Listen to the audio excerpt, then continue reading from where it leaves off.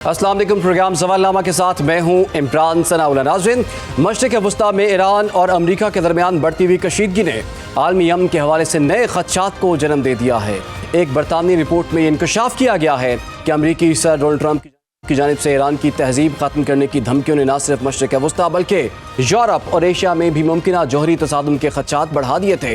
Report के मुताबिक अमरीकी और ईरानी कशीदगी के उरूज के दौरान मगरबी सिफारती हल्कों में एक खौफ मौजूद था कि अगर तनाज़ा मुकम्मल जंग में बदलता तो इसके असरात आलमी सतह पर फैल सकते थे, जिनमें तवानाई बहरान, फौजी इत्तेहादों की मुदाखलत और हत्ता के जौहरी तसादुम के इम्कानात भी शामिल थे। दूसरी जानिब ईरान ने भी अपने मौक़िफ़ में सख्ती पैदा करते हुए अब ये वाज़े किया है कि उसका अफजूदा यूरेनियम मुल्क से बाहर नहीं जाएगा। दो सीनियर ईरानी ज़राए ने बताया है कि सुप्रीम लीडर मुश्तबा खामनाई ने एक हिदायतनामा जारी किया है कि हथियारों में इस्तेमाल के काबिल यूरेनियम बैरून मुल्क नहीं जानी चाहिए। ताहम एक सीनियर ईरानी एहलकार ने इन रिपोर्ट्स की तरदीद करते हुए अल जज़ीरा को बताया कि रहबर आला ने यूरेनियम मुल्क में रखने से मुताल्लिक ऐसा कोई हुक्म जारी नहीं किया। ये मुआहिदे के दुश्मनों का प्रोपेगेंडा है, जबकि आबनाए हुर्मुज़ और ख़ित्ते की सूरत हाल आलमी मईशत और तवानाई की तरसील के लिए भी एक बड़ा चैलेंज बनती जा रही है। ऐसे नाजुक हालात में पाकिस्तान की सिफारतकारी एक बार फिर आलमी तवज्जो का मरकज़ बनी हुई है। अमरीका और ईरान के दरमियान मुमकिना मुज़ाकरात, जंग बंदी की कोशिशें और ख़ित्ते में कशीदगी कम करने के हवाले से पाकिस्तान के किरदार को बैनुल-अक़वामी सतह पर सराहा जा रहा है। वज़ीर दाखिला मोहसिन नक़वी ने ईरान के वज़ीर ख़ारजा अब्बास अराग़ची से मुलाकात करके खित्ते में कशीदगी कम करने और अमरीका के साथ जंग के खात्मे से मुताल्लिक उमूर पर तफसीली तबादला ख्याल किया है। खबर एजेंसी के मुताबिक वज़ीर दाखिला मोहसिन नक़वी ने ईरानी वज़ीर ख़ारजा अब्बास अराग़ची से मुलाकात करके ईरान अमरीका जंग के खात्मे के लिए मुसव्विदों पर तफसीली बातचीत की। ईरानी खबर एजेंसी का कहना है कि दोनों शख्सियात ने क़याम अमन के तरीक़ाकार पर गौर किया। दूसरी जानिब सिफारती ज़राए का बताना है कि वज़ीर दाखिला मोहसिन नक़वी आज भी तेहरान में ही क़याम करेंगे। मोहसिन नक़वी अमरीका ईरान मुज़ाकरात से मुताल्लिक़ अहम मुलाकातें जारी रखे हुए हैं। बरतानवी हाउस ऑफ लॉर्ड्स में भी पाकिस्तान के आलमी अमन और इस्तेहकाम के लिए किरदार को ख़िराज तहसीन पेश किया गया। अब सवाल यह है कि क्या अमरीका और ईरान के दरमियान कशीदगी किसी बड़ी जंग की तरफ बढ़ रही है या सिफारतकारी इस बहरान को रोकने में कामयाब हो जाएगी? क्या मशरिक़ वस्ता में बदलती सूरत हाल दुनिया को एक नए आलमी बहरान की तरफ ले जा रही है? और इस तमाम सूरत हाल में पाकिस्तान किस हद तक एक मौसर सालिस और मतवाज़न सिफारती किरदार अदा कर पा रहा है? इसी पर जी बात करेंगे। मैं ज्वाइन कर लिया है दिफाई तजज़ियाकार रिटायर्ड मसूद खान साहब ने। ब्रिगेडियर साहब, आपको प्रोग्राम में हम वेलकम करते हैं। इसके साथ साथ हमें माहिर बैनुल-अक़वामी उमूर डॉक्टर शाज़िया अनवर चीमा साहिबा भी ज्वाइन कर चुके हैं। डॉक्टर साहिबा, आपको भी खुश आमदीद। सबसे पहले ब्रिगेडियर साहब आपसे हम आगाज़ करते हैं कि इस वक्त इशारे जो मिल रहे हैं कि बहुत जल्द एक मुआहिदा जो है वो होने के करीब है। ब्रिगेडियर साहब, आपको क्या लगता है? अल अरेबिया ने तो यहाँ तक कह दिया है कि चंद घंटों की बात है कि मुआहिदे पर इत्तफाक हो जाएगा और इसकी अनाउंसमेंट भी हो जाएगी। आप क्या कहते हैं सर?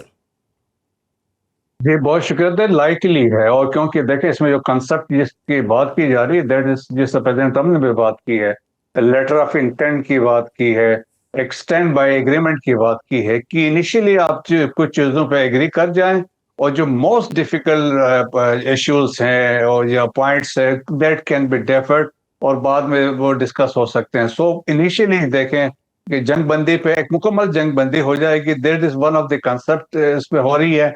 और इस बात पे भी जोर दिया जा रहा है कि स्ट्रेट ऑफ हॉर्मुज़ का वो जो स्टेटस थी 28 फरवरी से पहले उस पर रिस्टोर किया जाए। तो that is very important point है, ये इसमें है। तो इन दो चीज़ों को फोकस करके एक बुनियाद रखना चाह रहे हैं और लाइकली होपफुली इसमें होगा। बाकी जो चीज़ें हैं जो डिटेल में डिस्कशन होगी, न्यूक्लियर की बेसिकली इसकी इम्प्लीमेंटेशन है या इसके खदोखाल है, डिटेल्स में उसमें जाएंगे। और जिस तरह भी आप बात कर रहे थे कि जिस तरीके से अभी उन्होंने कहा कि पहले उन्होंने रहबर को कोर्ट किया, बाद में उसको डिनाई कर दिया। तो एट टाइम्स ये बाय डिजाइन लीक भी की जाती है जस्ट लोगों का रिएक्शन देखने के लिए कि इंटरनेशनल कम्युनिटी क्या करती है, किस तरह की बातें की जा सकती हैं। सो ये तमाम पॉसिबिलिटीज है वो ईरान के अंदर रखते हुए भी वैसे डाइल्यूट हो सकता है या किसी को हैंड ओवर करके भी हो सकता है। तो बातचीत में ये बैठ के ये कर सकते हैं। तो हम देखें कि हम ये कह सकते हैं स्पेशली जो पाकिस्तान का इसमें किरदार है वो पाकिस्तान इज लीडिंग ये जो बातचीत है कंड्यूट है बिटवीन अमेरिका एंड ईरान के दरमियान। और पाकिस्तान को यकीनन मदद हासिल है, कतर की भी शामिल है, कतर की भी है, सऊदी अरब की भी है, चाइनीज की भी इन पाकिस्तान को फैसिलिटेशन समझ लीजिए, उनकी इनपुट इसमें शामिल है। اور دیٹس وائی آپ دیکھیں ہم یہ نہیں کہہ سکتے ہیں کہ جو آلدو بظاہر لگ رہا تھا دیر از اے ڈیڈ لاک ہے اور یا اس میں کوئی ایسا بات چیت آگے بڑھ نہیں رہی تھی، لیکن ہمارا جس طریقے سے ہم کہہ سکتے ڈپلومیسی از لائف، اور جس طریقے سے انٹیریئر منسٹر جیسے دیا 4 دن میں سیکنڈ ٹائم وہ وہاں پہ گئے ہیں اور وہ ان کے جو ملاقاتیں ہو رہی تمام پاور سینٹر سے ہو رہی ہے، تو ہم یہ امید کر سکتے ہیں کہ جو کنسپٹ ہے جس کی میں نے بات کی ہے کہ جنگ کا مکمل خاتمہ اور اس کے بعد سے اسٹیٹ آف ہرمز کا جو پریویس اسٹیٹس ہے اور اس کے بعد سے چیزوں کو لے کے آگے چل سکتے ہیں.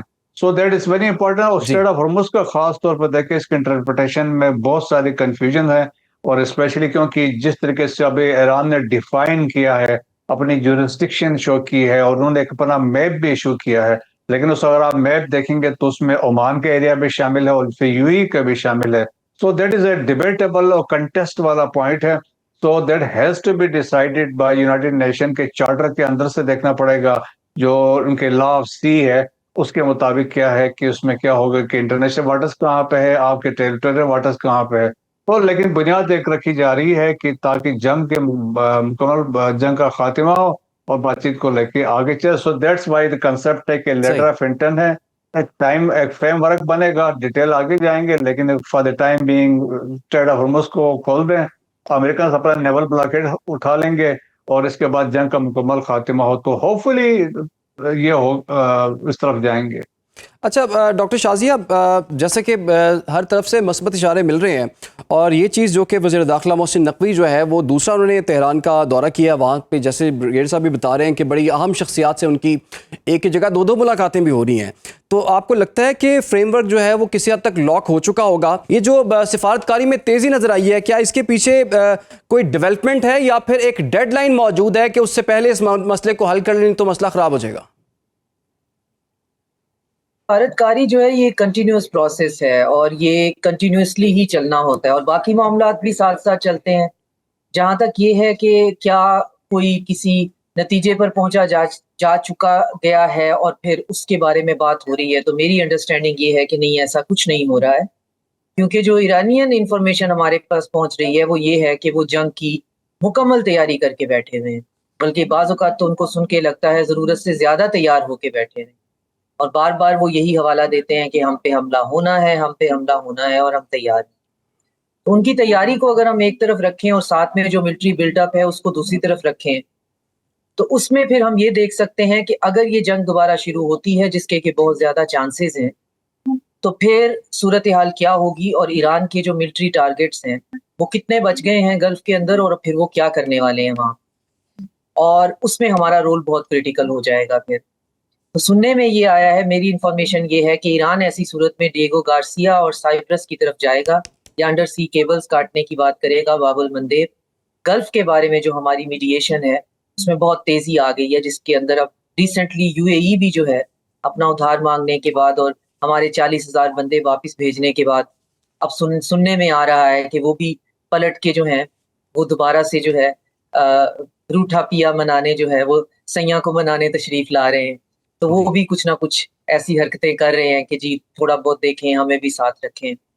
تو بات یہ ہے کہ یہ پورے کا پورا اتنا لیئرڈ سسٹم ہے جس میں پاکستان کی نیگوسیشن میڈیشن کنٹینیوس ہے، جس کا ہر دفعہ یا ہر وزٹ پہ کوئی ایک ہی ایجنڈا بہرحال نہیں ہوتا کہ اس میں سے کوئی ایک ڈرافٹ نکلے گا جس میں ایک امن کی ٹریٹی نکل کے ہمارے سامنے آ جائے گی. میرا خیال ہے اس دفعہ کے محسن نقوی کے جو ہمارے انٹرنل جو منسٹر ہیں ان کے دورے کی بنیادی وجہ یہ پلس لینا ہے کہ یہ جنگ جس کا طبل اتنا بج رہا ہے، اگر یہ اتنی ہی ایمیننٹ ہے تو پھر ایرانین ملٹری جو ان کا ہائر اپس ہیں وہ کیا بات کرتے ہیں، ان سے کیا بات کی جا سکتی ہے، کیا بات سنی جا سکتی ہے، کیا بات سنائی جا سکتی ہے.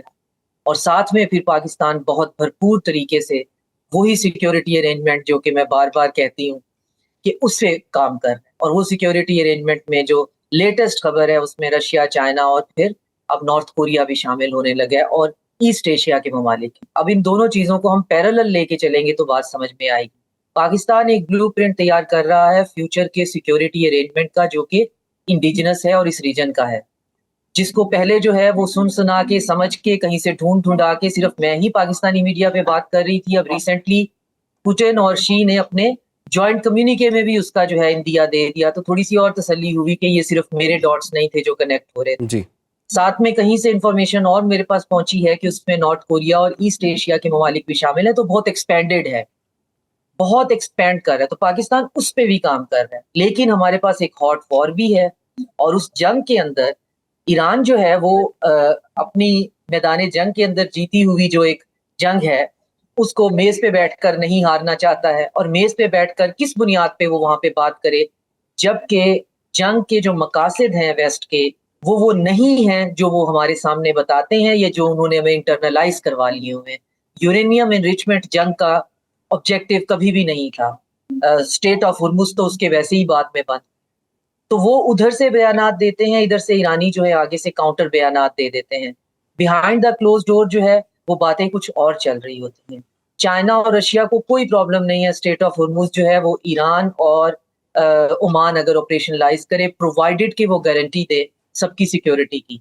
फिर उस जंग को रोकने के लिए गारंटीज की बात हो रही है, तो चाइना का नाम आया है जिसपे चाइना ने कहा है कि नहीं, वो गारंटोर नहीं बनेंगे किसी चीज का। तो सब लोग यही समझ रहे हैं, सारी नेशंस के यूनाइटेड नेशन ही कहीं से खींच खांच के हमें गारंटोर के तौर पे बीच में लॉक करना सही पड़ेगा, किसी मुल्क की गारंटी नहीं दी जा सकती। बिल्कुल तो उसमें उस सूरत हाल में हमारा ये उम्मीद लगा कि फिर से बैठ जाना, हैसियत पूरी कौम जो है, फिर उसका हम पे ब्रंट पड़ता है। फिर लोग मुझे कहते हैं कि आप पहले इतनी पुरुमीद बातें क्यों नहीं करती, क्योंकि एक हफ्ते बाद हमने फिर नाउमीदी की बातें शुरू कर देनी है, और फिर हमने उसी बात को की हुई को कवर करने लग जाना है। ये जो मुआहदे हैं इनमें साल हा साल लग जाते हैं। इंटेंट अगर शो भी हो जाएगी तो न्यूक्लियर पे होगी, जो कि ऑलरेडी हमें कह चुके हुए हैं ईरान की, हमने 3 फेजेस में आपसे बात करनी है। अगर इस्लामाबाद किसी बात को फैसिलिटेट करेगा तो ईरान 3 लेकिन फेजेस लेकिन में डॉक्टर से साहब करना चाहता आपने है। न्यूक्लियर की पहले बात की है, फेज में मुकम्मल आपने बड़ा अहम नुक्ता उठाया है, इसी नुक्ते को मैं आगे लेके चलूंगा। ब्रिगेडियर साहब, जैसे डॉक्टर साहिबा कह रही हैं कि न्यूक्लियर पर ही बात होगी, लेकिन ईरानी वजारत ख़ारजा ने कैटेगोरिकली ये बात को कह दिया है कि मुज़ाकरात सिर्फ जंग के खात्मे पर मरकूज़ हैं और यूरेनियम के ज़खायर पर कोई बात नहीं हुई। और वो ये कह रहे हैं कि सिर्फ और सिर्फ लबनान समेत तमाम महाजों पर जंग के खात्मे पर बातचीत हो रही है, फिलहाल मुज़ाकरात इसी चीज़ पर हो रहे हैं। तो फिर मुज़ाकरात हो किस चीज़ पर रहे हैं और डेडलॉक है किस चीज़ पर सर? देखा ना, डेड लॉक तो अभी स्ट्रेट ऑफ हॉर्मुज पे भी डेड लॉक है, और स्ट्रेट ऑफ हॉर्मुज में देखा ना, उन्होंने अपना नक्शा दे दिया है, अपना जुरिस्डिक्शन शो कर दिया है, और उसमें एक बड़ा वसी एरिया ईरान ने शो कर दिया कि ये मेरा जुरिस्डिक्शन में आता है, revolutionary guard corps they will oversight this area. तो दैट इज नॉट एक्सेप्टेबल। तो this is see country, that's why China ने कहा कि sovereignty of the all the countries उसको इंश्योर किया होना चाहिए, और उन्होंने कहा पीसफुल को एग्जिस्टेंस की बातें वो करते हैं। सो उसमें लेकिन देखें ना कि इनिशियली क्या है, एक स्टैंड बाय एग्रीमेंट का कंसेप्ट है। वो कहते हैं कि जंग को खात्मा करें, और यही पॉइंट है सेकंड की, रिस्टोर करें कि स्टेट ऑफ हॉर्मुज में जो 28 फरवरी से पहले की पोजीशन थी, और इसके बाद फ्रेमवर्क बनाया जाएगा। और देखिए न्यूक्लियर पर तो ईरान तैयार हो जाएगा। ईरान ने अभी सुबह उसमें फिर बात हो रही है कि 20 साल 15 साल क्या करना है, इसके बाद क्या होगा। क्या वो कहते हैं एनपीटी के तहत वी आर अलाउड टू 3.67% हम कर सकते हैं, एक तो वो चीज है।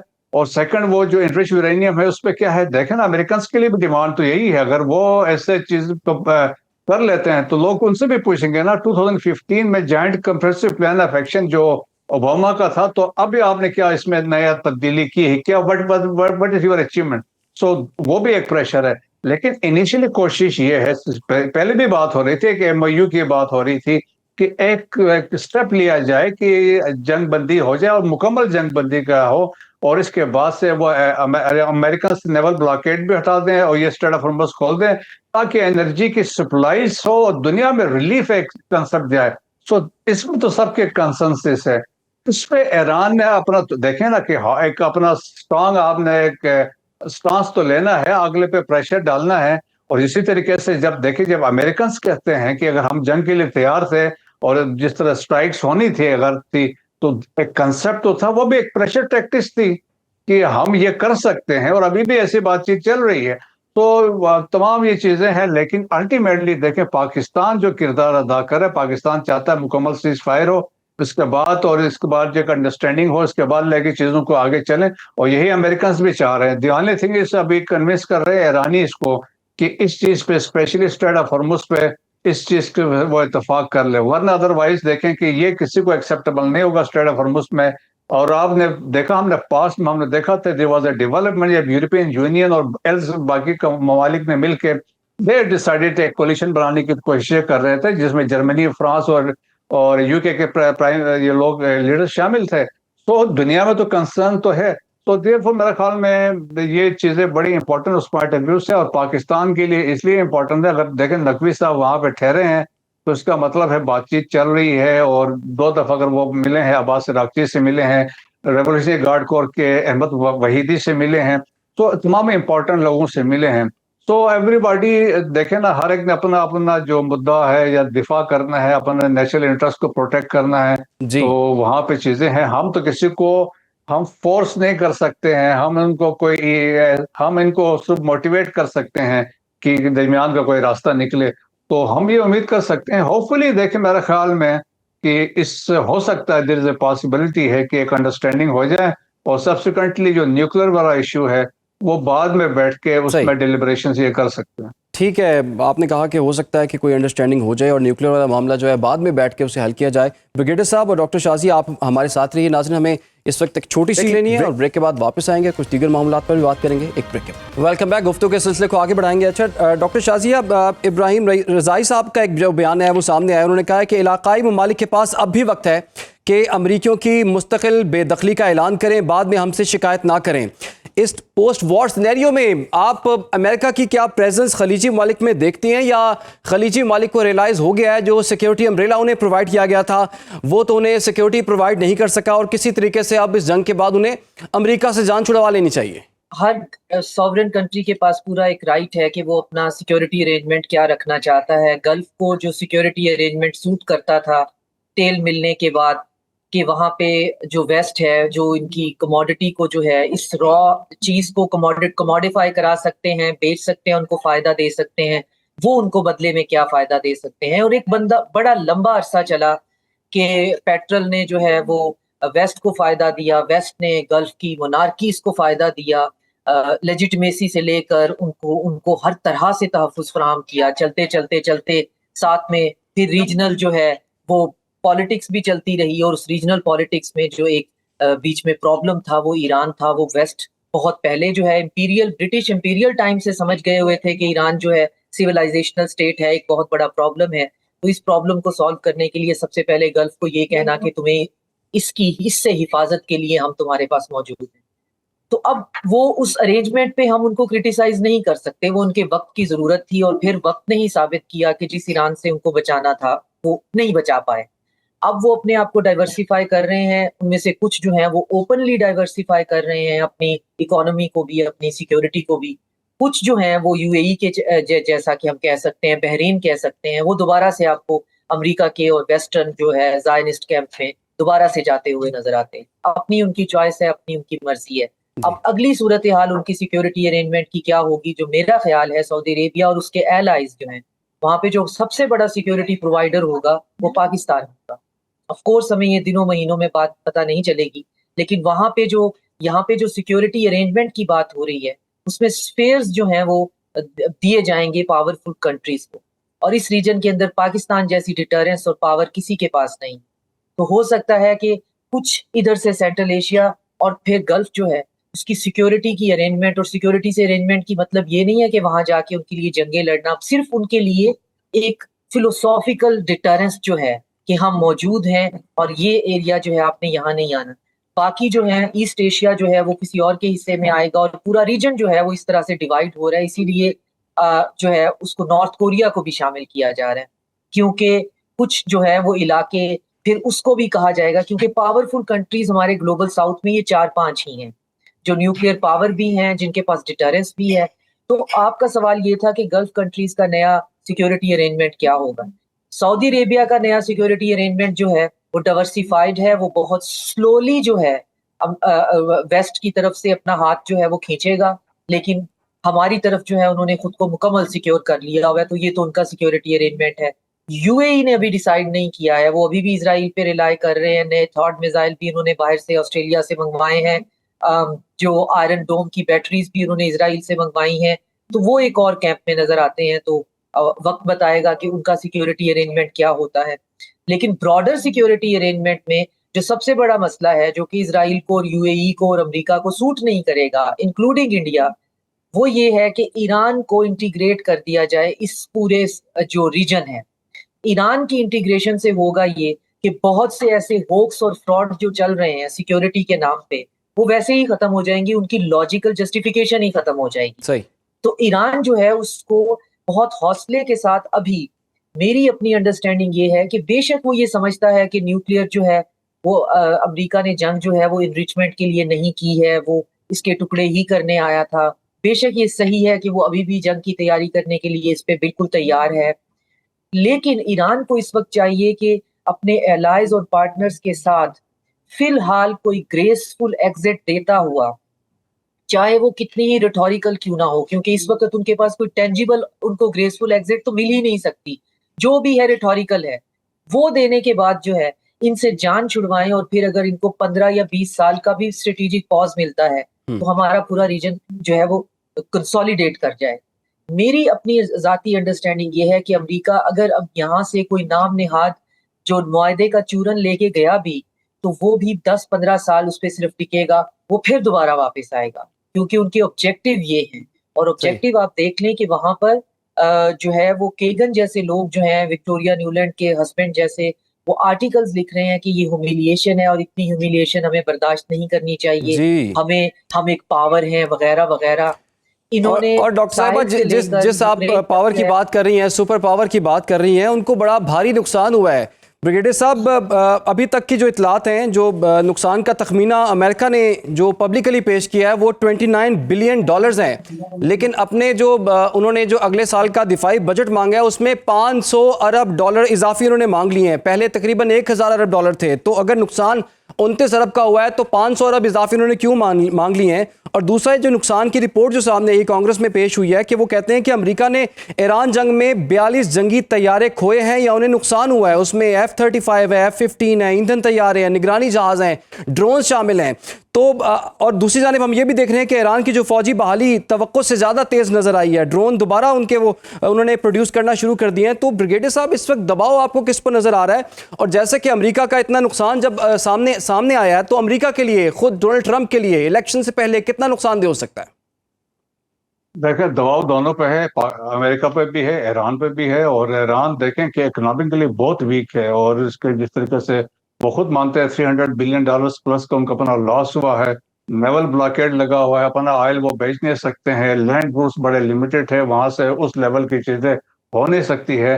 سو پھر اوپر سے انفلیشن ہو گئی ہے، اندر سے بھی لوگوں میں ریزنٹمنٹ ہے، اور پھر اوپر سے جو سٹوری چھپ رہی ہیں، اور جس طریقے سے ابھی احمدی نژاد کے بارے میں سٹوری آئی ہے، تو ابھی طرف سے کوئی ریبٹل تو نہیں آیا، لیکن جس طرح کے ایسے پاس میں وہ ہاؤس اریسٹ ہے، سو بہت ساری developments at the same time ہو رہی ہے۔ تو نقصان تو ہوگا، سب کا ہوگا، لیکن اس سے پہلے دیکھیں، جب سے یہ پاکستان دوبارہ جس طرح ایک ڈپلومیسی کر رہا ہے، امریکہ نے پلان کیا تھا کہ اٹ واز اے شارٹ اور کنفلکٹ ہونا تھا، بٹ انٹینس کنفلکٹ کی پلاننگ تھی۔ اور دیکھیں نا، اس پیریڈ میں پیچھے جو فوج ہوتی ہے، جو سینٹ کام والے تھے، وہ تو فارغ نہیں بیٹھے تھے، وہ تو ٹارگٹ کے سلیکشن کر رہے تھے، they were looking for the targets تھے، یا جو کمانڈرز تھے ان کو لوکیٹ کر رہے تھے۔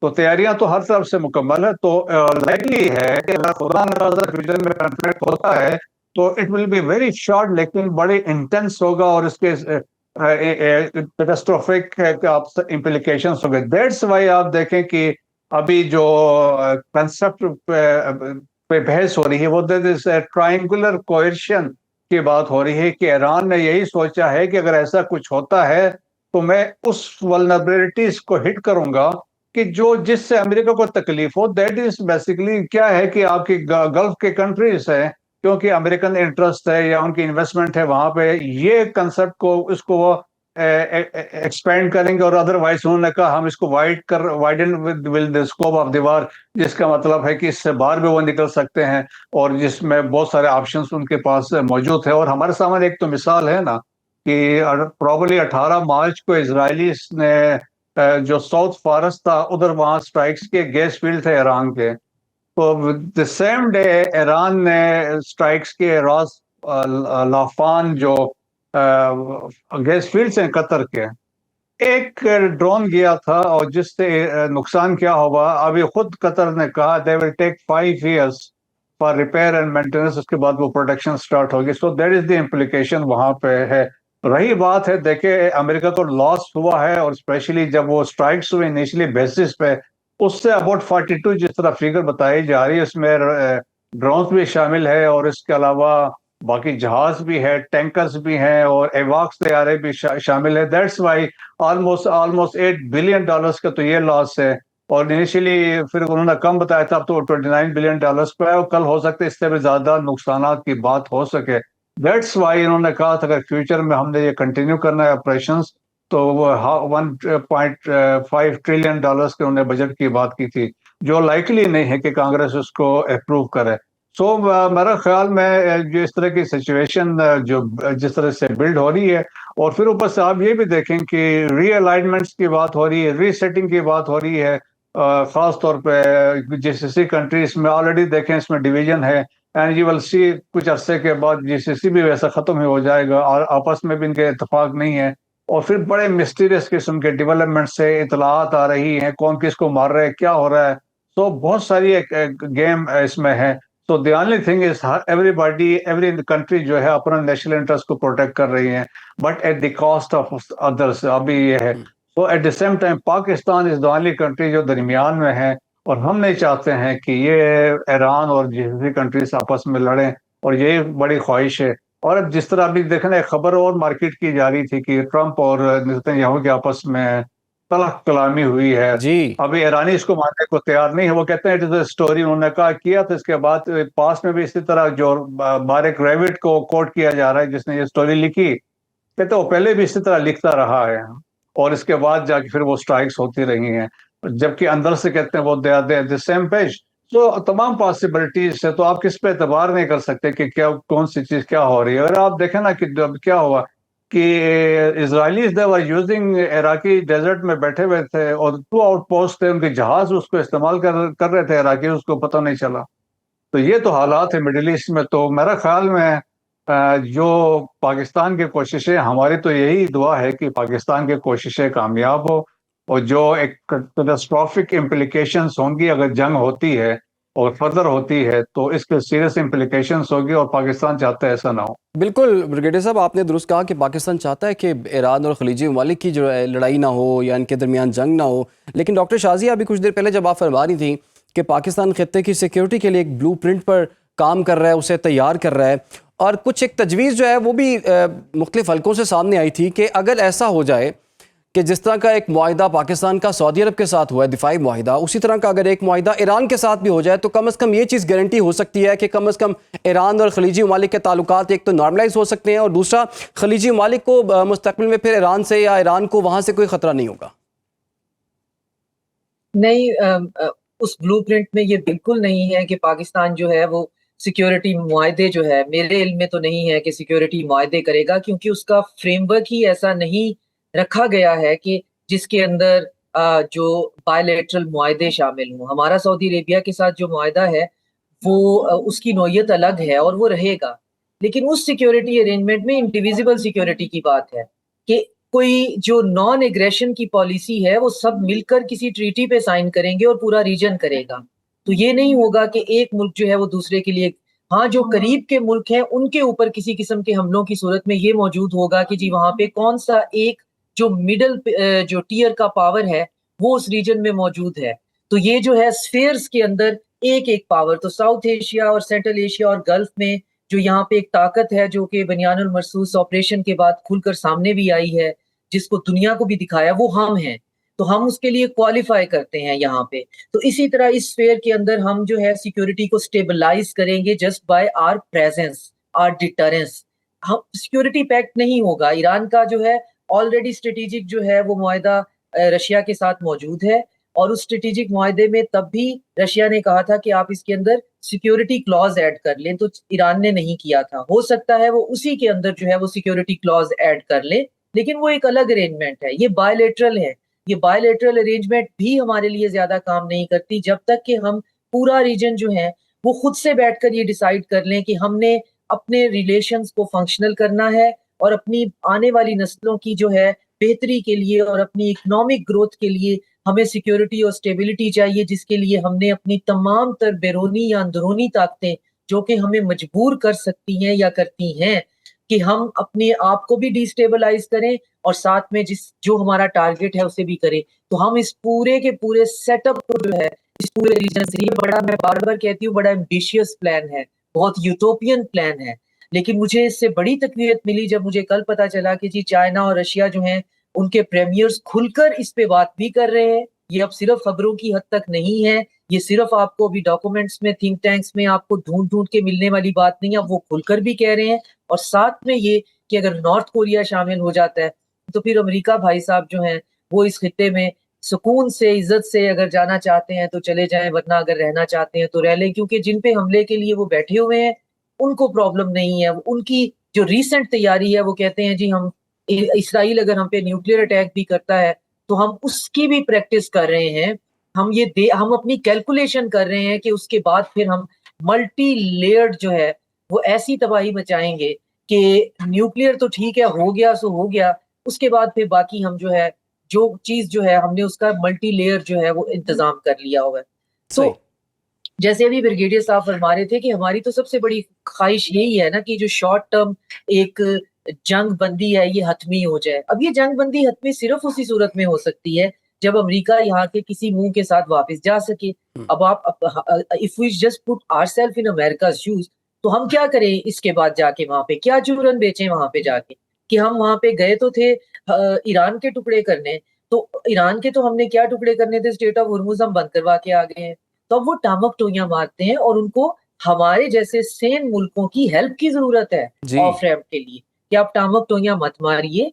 वही न्यूक्लियर इनरिचमेंट जो कि आपका कभी भी प्रॉब्लम नहीं है, 0% पे ईरान माना हुआ था, उससे अगले दिन आपने उस पर अटैक कर दिया था। स्टेट ऑफ हुर्मुज ऑलरेडी खुली हुई थी, 40 साल से ईरान सैंक्शंस में है, तो आप उसका कुछ बिगाड़ नहीं पाए हैं। तो आइए हम आपको बताते हैं कि यही चीजें जो आप डिमांड कर रहे हैं और मीडिया में बेच रहे हैं, हम इसकी आपको रीपैकेजिंग करके देते हैं, तो ये थोड़ी सी विक्ट्री लगने लग जाए। तो पाकिस्तान जो है वो इस वक्त रीपैकेजिंग की जो है वो बात हो रही है, वरना स्टेट ऑफ हुर्मुज जो है वो कभी भी चाइना इस बात पे राजी नहीं होगा कि ये दोबारा से इस पे अमेरिका की मोनोपोली और हेजमनी हो जाए, और होनी चाहिए भी नहीं। अगर अब वहां पे गल्फ के उनके जो है इंटरेस्ट भी अब उनकी Aahista Aahista with the passage of time decay हो रहे हैं, तो चाइना तो बिल्कुल इस चीज में इंटरेस्टेड नहीं है कि ये ओपन हो जाए। चाइना क्यों उसको ओपन रखना चाहेगा? ये बात आपकी डॉक्टर साहबा बिल्कुल दुरुस्त है, और ऐसा तासुर मिल रहा था जैसे डोनाल्ड ट्रंप चाइना के पास इसलिए गए थे कि जनाब आपका बहुत ज़्यादा तेल यहाँ से आता है, आपकी तिजारत यहाँ से होती है, तो आप इसको खुलवा दें और ईरान को कह दें ताकि आपको भी इसका फ़ायदा हो। तो चाइना ने यही कहा कि जनाब हमारा तेल तो पहले ही आ रहा है, हमारी तजारत तो रुके नहीं, हमारे जहाज़ तो कभी रुके ही नहीं है। तो बहरहाल डोनाल्ड ट्रंप को यहाँ पर भी सुबकी का सामना करना पड़ा। बहरहाल एक कोशिश हो रही है, पाकिस्तान की एफर्ट्स में हमें तेज़ी नज़र आ रही है। वज़ीर दाखिला मोहसिन नकवी जो कि दूसरे दौरे पर तेहरान के अंदर मौजूद है, आला सतही शख्सियात से उनके मुलाकातें भी हो रही हैं, और कहा यही जा रहा है कि एक ऐसी अंडरस्टैंडिंग पर, एक ऐसे एग्रीमेंट पर काम हो रहा है जिस पर दोनों फ़रीक़ैन राज़ी हों, और उसके बाद उसकी अनाउंसमेंट भी हो सकती है। फ़िलहाल के लिए डॉक्टर शाज़िया अनवर चीमा आपका बहुत शुक्रिया, ब्रिगेडियर टायर मसूद खान साहब आपका बहुत शुक्रिया। नाज़रीन फ़िलहाल हमें एक छोटी सी ब्रेक लेनी है, ब्रेक के बाद कुछ पाकिस्तान की सियासत पर बात होगी, आप हमारे साथ। Welcome back. एक जानिब अवाम महंगाई, बेरोज़गारी, बढ़ते हुए यूटिलिटी बिल्स के हवाले से परेशान दिखाई देती है, जबकि दूसरी जानिब हम ये देख रहे हैं कि सियासी माहौल भी इस वक्त कुछ ऐसा है कि अवाम की आवाज़ जो है वो सियासतदानों को सुनाई नहीं दे रही। फिर हम देख रहे हैं कि IMF प्रोग्राम्स हैं और सख्त मुआशी शराइत के तहत फैसले किए जा रहे हैं, जिससे अवाम काफ़ी मुश्किलात का शिकार भी है। सवाल आखिर यह है कि आखिर पाकिस्तान कब तक मुआशी इस्तेहकाम के लिए बैरूनी सहारों और IMF की मोहताजी पर इन्हिसार करता रहेगा। दूसरी जानिब कराची में होने वाली नेशनल अलायंस कॉन्फ्रेंस में जहां हुकूमत की पॉलिसियों पर शदीद तनकीद की गई, वहीं कौमी हुकूमत के क़याम की तजवीज़ ने सियासी हलकों में नई बहस छेड़ दी है। नेशनल डायलॉग काउंसिल के ज़ेरे सदारत होने वाले इस अहम इजलास में मुख्तलिफ सियासी जमातों के नुमाइंदे शरीक हुए और मुल्क को दरपेश सियासी, मुआशी, दाखिली और खारजी चैलेंजेस पर तफसीली गुफ्तगू की गई। अवाम महंगाई के बोझ तले दबे हुए हैं, मईशत मुश्किलात का शिकार नज़र आ रही है, जबकि हुकूमती इत्तेहाद के मुस्तकबिल और करप्शन के इल्ज़ामात भी सियासी मंजरनामे को मज़ीद पेचीदा बना रहे हैं। अब दूसरी जानिब मुजव्वज़ा 28वीं आईनी तरमीम की बाज़गश्त ने सियासी दर्जा हरारत को बढ़ा दिया है। क्या पीपल्स पार्टी और PTI के दरमियान किसी मुमकिना सियासी मुफाहमत की कोई गुंजाइश मौजूद है? क्या हुकूमत और PTI के दरमियान मुज़ाकरात का रास्ता निकल सकेगा या सियासी डेडलॉक मज़ीद गहरा होगा? मौलाना फजलुर रहमान के नए इंतखाबात के मुतालबे के बाद क्या मुल्क किसी नए सियासी सेटअप की जानिब बढ़ रहा है? और सबसे अहम सवाल, क्या मुल्क की मकबूल सियासी जमात PTI को दोबारा मुकम्मल सियासी स्पेस मिल पाएगा या नहीं?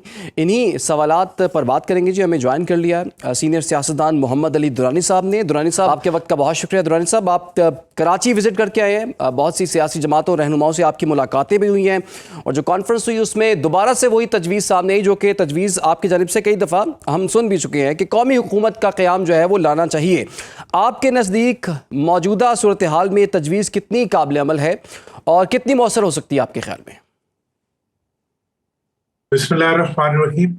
देखें, इस वक्त जो मुल्क की सूरत हाल है, आप देखें कि हमने कितनी बड़ी अल्लाह ताला ने कामयाबी दी पाकिस्तान की अफवाज को, पाकिस्तान की कौम को मार्का हक की शक्ल में। उसके बाद ये बैनुल अक़वामी जो एक इतना बड़ा इंटरनेशनल कॉन्फ्लिक्ट था, उसको पाकिस्तान ने और पाकिस्तान के इदारों ने उसी तरह ट्रीट किया जैसे UN किया करता था, और पूरे मसले को एक सीज फायर से लेके आज भी उसको लेके चल रहे। मतलब पाकिस्तान की जो सरहदों से बाहर जो हैसियत है इस वक्त, और सरहदों का जो महफूज होना, और सरहदों पे मौजूद पाकिस्तान के मजबूत दिफा के बावजूद, मार्का हक की कामयाबी के बावजूद, हमें ऐसा लगता है, अवाम को ऐसे लगता है कि जैसे मार्का हक तो कौम ने और अफवाज ने जीता, लेकिन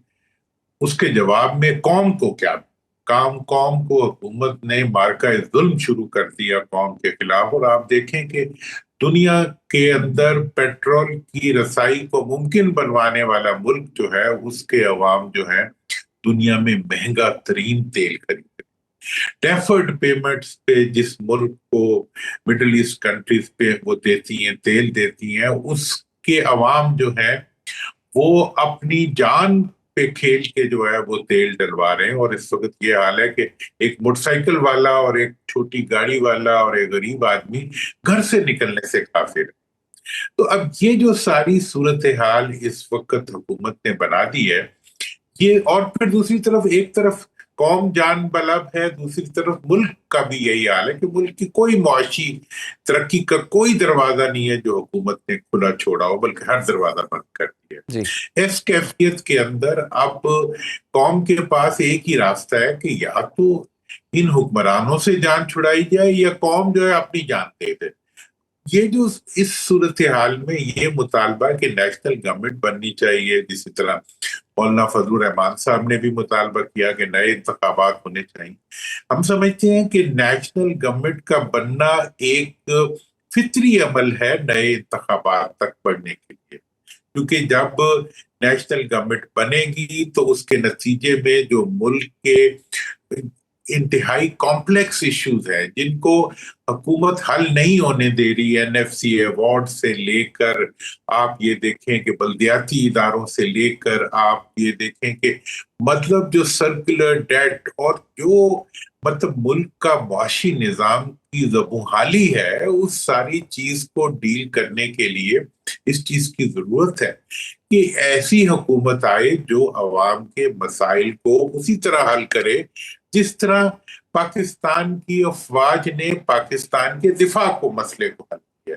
मैं तो ये कहूंगा कि आज जिस तरह दिफा को और पाकिस्तान की सिक्योरिटी के इश्यूज को खसूसी जिसे कहते हैं खसूसी इंटरवेंशन के जरिए और ये डिप्लोमेसी के इश्यू को जिस तरह हमारी एस्टैब्लिशमेंट ने हल किया, अब मुल्क के जो अंदरूनी मसाइल हैं, अवाम के मसाइल जो है, उसके अंदर भी एस्टैब्लिशमेंट को एक पॉजिटिव रोल प्ले करना पड़ेगा। और मैंने तो कराची में भी ये बात कही थी कि ये हुकूमत कहती है कि हम हाइब्रिड हुकूमत हैं, तो अब इस चीज की जरूरत है कि एक ऑपोजिशन भी बने, वो भी जो हाइब्रिड हो, ताकि ये जो हाइब्रिड के नाम के ऊपर कौम की जो है तन को धर को तन से जुदा कर रहे हैं, मतलब सर को तन से जुदा कर रहे हैं, उनकी जेबों में। दुरानी साहब, आप तो कह रहे हैं कि हाइब्रिड हुकूमत का तोड़ जो है वो हाइब्रिड ऑपोजिशन है, तो हाइब्रिड ऑपोजिशन तो तब होगी जब कोई ऑपोजिशन होगी। आप समझते हैं कि वाकई हकीकी मानों में पाकिस्तान में कोई ऑपोजिशन एग्जिस्ट करती है इस वक्त?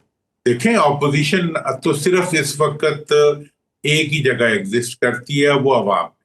जितनी देखें इस वक्त पीटीआई जो है, हाँ पीटीआई जो है वो खान साहब का नाम है या अवाम में उनकी मकबूलियत का नाम है, वरना जो उनके जो लोग पार्लियामेंट में मौजूद है वो तो मतलब फॉरवर्ड ग्रुप बन चुके हैं पीटीआई का। वो तो पीटीआई के लिए कोई ऑपोजिशन का रोल अदा नहीं कर रहे। मतलब आप मुझे ये बताएं कि इतने अरसे से अवाम जो है उनकी जान निकलती जा रही है और हुकूमती वुज़रा कह रहे हैं कि जी हम टैक्स जो लगा रहे हैं ऑयल के ऊपर वो अपनी इनएफिशिएंसी जो एफबीआर की है उसको पूरा करने के लिए, मतलब जो कानूनी तौर पे वो लगा नहीं सकते वो लगा रहे हैं और कहते हैं जी कि ये हम जो है आईएमएफ कहाँ से आ गया इसके अंदर, आपका एफबीआर इसके अंदर है, आपकी हुकूमत इसके अंदर है। तो जितना पैसा एनएफसी अवार्ड का खरबों रुपया जो है वो सूबों के पास गया हुआ है, जो कि कभी गाड़ियां खरीदने में लगता है और कभी जहाज खरीदने में लगता है या लांचों और जहाजों के जरिए मुल्क से बाहर चला जाता है, अवाम तक तो कुछ पहुंचता नहीं है।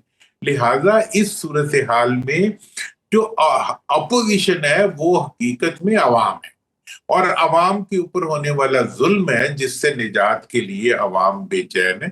और इसीलिए मैंने ये भी कहा, देखें हमने मार्का हक लड़ा है तो पाकिस्तान की जो एस्टेब्लिशमेंट है उसने अपने मुल्क के अवाम के साथ मिलकर इस मार्का को लड़ा है और आज भी मार्का निजात को जो है वो अगर आपने लड़ना है जो कि एक ऐसे हुक्मरानों के जिसे कहते हैं ना कि गर्दन उनके हाथ में आ चुकी है अवाम की, जिनकी एक जेब अवाम के, एक हाथ उनका अवाम की जेब में है, दूसरा खजाने की जेब में है और बाकी सब कुछ मुल्क से बाहर है, उनकी जायदादें भी तो मोहम्मद अली दुरानी साहब, आपने अभी रिसेंटली भी ये चीज़ एक्सपीरियंस की है कराची जाके, बहुत से सियासी जमातों के नुमाइंदों को एक प्लेटफॉर्म पर इकट्ठा किया गया है। क्या वाकई पाकिस्तान की सियासी क़ुव्वतें जो हैं वो कौमी एजेंडे पर एक पेज पर आने के लिए तैयार हैं? सियासी जमातों का मूड क्या नजर आ रहा है आपको इस वक्त?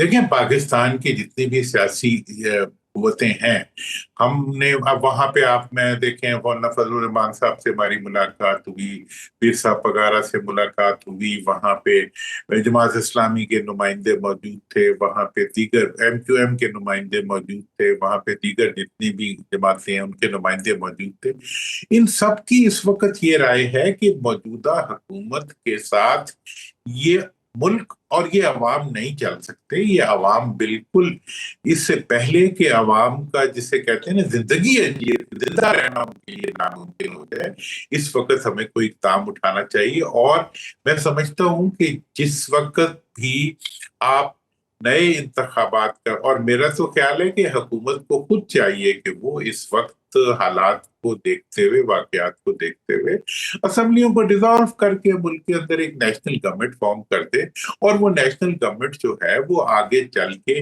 वो ऐसे सियासी अफराद को अपने अंदर ले जो वाकई जिनकी क्रेडिबिलिटी हो और जो मुल्क को देखे। आपको बल्दियाती इदारे चाहिए तो ये हुकूमत देने के लिए तैयार नहीं, आपको एनएफसी अवार्ड को अवाम तक पहुंचाना है जो ये चीफ मिनिस्टर पहुंचाने के लिए तैयार नहीं है, आपने जो है इस मुल्क का जो काश्तकार है उसको जिंदा रहने का मौका देना है जो कि ये तैयार नहीं है। चीनी इनके कब्जे में है, आईपीपी इनके कब्जे में है, जो जितना भी डेफर्ड पेमेंट्स हैं वो सारी इनके कब्जे में है, रोल ओवर इनके कब्जे में है। मतलब ये तो आप मुझे बताएं कितनी शुगर मिलें किस पार्टी की हैं, कितने आईपीपीस किस पार्टी के हैं, कितनी चीनी कौन एक्सपोर्ट करता है। इसके अलावा काश्तकारों से पूछे क्या हाल है आलू का, क्या हाल है गंदम का, क्या हाल है इनपुट्स का। मतलब यह है कि महंगा तरीन डीजल और महंगी तरीन तमाम इनपुट्स के साथ अगर काश्तकार फिर भी कुछ काश्त पैदा कर ले تو حکومت اس کو جو ہے سڑکوں پہ رول دیتی ہے. مطلب یہ جو سارا سسٹم ہے یہ ہر کوئی محسوس کر رہا ہے. اسی لیے یہ مطالبہ آ رہا ہے کہ آپ نیشنل گورنمنٹ بنائیں, اسمبلیاں ڈیزالو کر کے اچھا ایسی حکومت درانی صاحب، بنائیں. آپ تو اور وہ گورنمنٹ کو حکومت سر یہ مشورہ دے رہے ہیں کہ نیشنل گورنمنٹ بنائیں، اسمبلیاں ڈیزالو کر دیں، لیکن ادھر تو حکومت کی تیاری کچھ اور نظر آ رہی ہے. حکومت تو 28ویں آئینی ترمیم پر جو ہے وہ بات کی جا رہی ہے، اور حکومتی وزراء بھی کہتے ہیں کہ جی ہاں جی اس پر غور و غوص بھی کیا جا رہا ہے. کچھ کہتے ہیں کہ اس پر بالکل بات نہیں ہو رہی. آپ کیا سمجھتے ہیں کہ 28ویں آئینی ترمیم کے اصل سیاسی اور آئینی اثرات کیا ہوں گے، اور کیا واقعی اس پر کسی لیول پر غور ہو رہا ہے؟ دیکھیں 28ویں ترمیم کا جہاں تک تعلق ہے، دیکھیں 26ویں اور 27ویں ترمیم کے اندر یہ ہوا کہ اس سے متعلق جتنے فوائد تھے وہ گئے حکومت کے پاس. اس میں طاقت آئی حکمرانوں کے پاس، اور اس طاقت کو استعمال کر کے انہوں نے مزید اپنے مخالفین کو، اور ان کا مخالف کوئی نہیں ہے پاکستان میں، حقیقت میں پارلیمنٹ میں کوئی مخالفت نہیں ہے حکومت کی. یہ تو صرف عوام میں مخالفت بھی کیا ہے، ان بیچاروں کی جان نکل رہی ہے، اور وہ جان نکلتے وقت جیسے آوازیں نکلتی ہے ویسی نکلتی ہیں، اور ہم لوگ تھوڑی سی آواز بلند کر دیتے ہیں. تو اب ایسی صورتحال میں اگر 28ویں ترمیم آتی ہے تو وہ یقینی طور پر وہ اسٹیبلشمنٹ بیک ہوگی، اور اس کے اندر ان ایشوز کو ٹچ کرنے کی کوشش کی جائے گی جس کے نتیجے میں عوام کو کچھ فلاح مل سکے، ان کے بلدیاتی ادارے بن سکیں. NFC ایوارڈ جو ہے وہ کوئی صوبوں کا حصہ نہیں ہے، وہ صوبوں کے عوام کا حصہ ہے، اور صوبے کے چیف منسٹر اس پہ قبضہ کر کے بیٹھ جاتے ہیں. وہ بوریوں میں بھر کے مرکز سے لے جاتے ہیں اور بوریوں میں ہی لانچوں میں ڈال کے بیچ دیتے ہیں. نہیں بھی بیچتے تو اڑا دیتے ہیں، اپنے تللوں پہ اڑا دیتے ہیں، تو اپنے اشتہاروں پہ اڑا دیتے ہیں، اپنی شکلوں پہ اڑا دیتے ہیں. لہٰذا یہ جو صورتحال ہے، اس صورتحال سے اب جو عوام کو کیفیت میں عوام کی اپوزیشن ہے، اب اگر یہ 28ویں ترمیم آتی ہے تو اگر اس میں کوئی بھی ایسا ایشو ہوا جس میں عوام کی امپاورمنٹ کی گئی تو یہ پارٹیاں نہیں کرنے دیں گی اس کو، اس کے آگے لیٹ جائیں گی. تو درانی صاحب ایک اور شوشہ بھی چھوڑا گیا ہے، وہ ووٹر کی عمر کے حوالے سے ہے، اور اس چیز پر بھی غور کیا جا رہا ہے کہ ووٹر کی عمر جو ہے وہ 25 سال کر دی جائے. تو اس کی ضرورت کیوں محسوس ہو رہی ہے؟ اس کے کیا فضائل آپ کو سمجھ آتے ہیں؟ میں نے تو کہا تھا کہ یہ 100 سال کر دیں تاکہ قبرستان پہ ان کی حکومت قائم ہو جائے. مطلب یہ ہے کہ آپ بجائے اس کے کہ پاکستان کی اسٹرینتھ اس وقت کیا ہے. پاکستان کی 2 اسٹرینتھس ہیں اس وقت، ایک پاکستان کا دفاع اور دوسرا پاکستان کا نوجوان. پاکستان کا توانا نوجوان جو ہے وہ پاکستان کا سب سے بڑا ایسٹ ہے، اور پاکستان کا جوان جو ہے وہ فوج میں ہو یا وہ سائنس میں ہو یا وہ ٹیکنالوجی میں ہو، وہ جس شعبے میں بھی ہو، وہ پاکستان کا ایسٹ ہے. اب یہ ایسی باتیں کر کے عوام کو یہ احساس دلانا چاہتے ہیں کہ ہم اس ملک میں نوجوانوں کو برداشت ہی نہیں کرتے، کیونکہ نوجوان اپنی رائے رکھتے ہیں، وہ اپنی مرضی سے اپنی رائے کا استعمال کرتے ہیں، وہ اپنی مرضی سے اپنا ووٹ دیتے ہیں. یہ چاہتے ہیں کہ ہمارے بچوں کے غلام پیدا ہوں، اور یہ مروثیت کے مارے ہوئے جو جمہوریت دشمن حکمران ہیں ان کی خاندانوں کو وہ اپنے سروں پہ بٹھا کے پھریں. اب یہ تو کوئی مطلب کسی جوان کے لیے قابل قبول نہیں ہے کہ آپ ان کے کندھوں کے اوپر جو ہے اپنے پیدا ہونے والے بچوں کو لوڈ کر دیں اور وہ انہیں اس لیے اٹھا لیں کہ وہ آپ کے بچے ہیں. مطلب آپ کوئی اتار ہے کسی کا؟ مطلب یہ بات جو ہے یہ عوام کے لیے، جوانوں کے لیے، ملک کے لیے بالکل قابل برداشت نہیں، اس لیے کوئی کر بھی نہیں رہا. اب اسی بے چینی کے اندر نہ یہ کوئی آئین کو شکل میں آنے دیتے. دیکھیں جب سے آئین پاکستان بنا ہے 73 کا، اس دن سے آج تک انہی 2 خاندانوں کی حکمرانی رہی ہے کم و بیش، اور تھوڑی دیر کے لیے کوئی بیچ میں آیا اس میں بھی یہ گھس جاتے ہیں. اور انہوں نے جو ہے ٹوٹلی آئین بننے کے بعد آج تک انکار آئین کیا ہے. مجھے بتائیں آئین کی کون سی شق ہے جو انہوں نے لاگو کی ہے؟ کہاں انہوں نے تعلیم دی ہے؟ کہاں انہوں نے لوگوں میں وسائل تقسیم کیے ہیں؟ NFC ایوارڈ جس فارمولے کے تحت صوبوں کو ملتا ہے، مطلب مرکز سے چیف منسٹر سے نیچے 1 پیسہ نہیں جاتا، اور وہیں پہ لوٹ مار کر کے. میں نے آپ کو پتہ ہے جب 18ویں ترمیم ہو رہی تھی، میں اکلوتا ممبر پارلیمنٹ تھا جو 18वीं तरमीम के खिलाफ बोला, 18वीं तरमीम को वोट नहीं दिया, 18वीं तरमीम का बाइकआउट किया, और आज तक मैं उसी पे खड़ा हूं कि जी ये काम नहीं हो सकता, ये काम इन्होंने गलत किया है कि सूबों के पैसे इन्होंने चीफ मिनिस्टर को दे दिए। अच्छा दुरानी साहब, आपने जैसे कि अभी बात की थी कि जब से पाकिस्तान बना है ज़्यादातर जो हुकूमतें हैं इन्हीं दो ख़ानदानों ने की हैं, तो एक मौका तो मिला थर्ड पावर को भी, पीटीआई की गवर्नमेंट भी आई और बड़ी ठीक ठाक मेजोरिटी के साथ भी आई, और अभी भी वो दावा करते हैं कि बड़ी पॉपुलैरिटी है उनके पास, बड़ी पावर्स थी उनके पास। तो ऐसा भी क्या हुआ कि पीटीआई फिर डिलीवर नहीं कर सकी। अब नौजवानों की आप बात कर रहे हैं, पाकिस्तान तहरीक इंसाफ ये बात करती है कि हम नौजवानों की सबसे मकबूल तरीन जमात हैं, लेकिन उन नौजवानों को इंगेज कैसे करना है, अब उनको मोबिलाइज कैसे करना है, कुछ ये नहीं समझ आ रहा। तो उनके लिए, उनके हक के लिए कम से कम आवाज़ क्यों नहीं बुलंद की जा रही? अब देखिए जनाब, जहां तक सवाल है तीसरी ऑप्शन का, तीसरा ऑप्शन आया, लेकिन ना उसको चलने दिया गया, ना वो चला। फिर उसके बाद जब 24 के इंतखाबात हुए तो इंतखाबात में उसको स्पेस नहीं दी गई और उसके लिए रास्ते फिर। लेकिन जो हकीकत बात है इस वक्त जो हमें सफर करना है मुल्क को, देखिए मुल्क बहरहाल आप मुल्क के अवाम को निकाल के मुल्क को नहीं चला सकते। इस वक्त जो अबूरी हुकूमत बनेगी उसने भी जो सफर करना होगा वो फॉर्म 47 से 45 तक का करना होगा। जब आप अवाम को एम्पावर करेंगे उसके नतीजे में जो, अब देखें 18 में भी जो कुछ हुआ वो भी आपको पता है जी। हाँ, 24 में जो कुछ हुआ वो हमने देख लिया। 18 में जोर से उन्हें लाया गया, अगर जोर से ना लाया जाता तो हालात बेहतर होते। तो अब जो इस वक्त हमें जरूरत है वो ये है कि हम पूरे के पूरे निजाम को 47 से 45 तक लेके चले, नंबर 1। और नंबर 2, एक काम अगर इस अरसे में अब तमाम तर अमेंडमेंट्स और तमाम तर उसके जरिए हो जाए, और वो ये जरूरी है कि इस मुल्क के अंदर उन लोगों को हुक्मरानी से रोक दिया जाए जिनकी जायदादें, जिनके बिजनेस, जिनका सब कुछ मुल्क से बाहर। क्योंकि ये जब बाहर रखा हुआ, जिनके घर बाहर पड़ा है, बिजनेस बाहर पड़ा है, पैसे बाहर पड़े हैं और हुक्मरानी मुल्क में पड़ी है उनकी, मतलब इस किस्म के हुक्मरान जो होते हैं वो मुल्क को ना ऑपोजिशन में वारा खाते हैं और ना हुक्मरानी में वारा खाते हैं और ना खा रहे हैं। आप ये देख लें कि मतलब 73 का आइन बना, जिस दिन बना उसी दिन इमरजेंसी लग गई और आज तक जो है वो आइन लागू नहीं हो सका। मुझे दुनिया का एक जमहूरी मुल्क बता दें जिसके अंदर जमहूरियत हो और बल्दियाती इदारे ना हो। मैं तो आपको ये कहता हूँ कोई गैर जमहूरी मुल्क भी दिखा दें जिसमें कि हुकूमत हो और बल्दियाती इदारे ना हो। मतलब चाइना के अंदर मारूफ मानों में जमहूरियत नहीं है, लेकिन वहां भी 35% पैसे जो है वो बल्दियाती इदारों के जरिए अवाम खर्च करते हैं। और आज पाकिस्तान नहीं तरक्की कर सका, इसीलिए नहीं कर सकेगा जब तक कि इस मुल्क के अवाम जो है वो इसके अमूर के अंदर उन्हें शामिल नहीं किया जाएगा। बिल्कुल दुरानी साहब, आपने दुरुस्त कहा कि पाकिस्तान उस वक्त तक तरक्की नहीं कर सकता जबकि इस मुल्क के जितने भी मामलात हैं उसमें अवाम को शामिल नहीं। फिलहाल के लिए मोहम्मद अली दुरानी साहब आपका बहुत बहुत शुक्रिया। नाज़रीन, प्रोग्राम का वक्त भी खत्म हो जाता है, इजाज़त दीजिए, अल्लाह हाफ़िज़।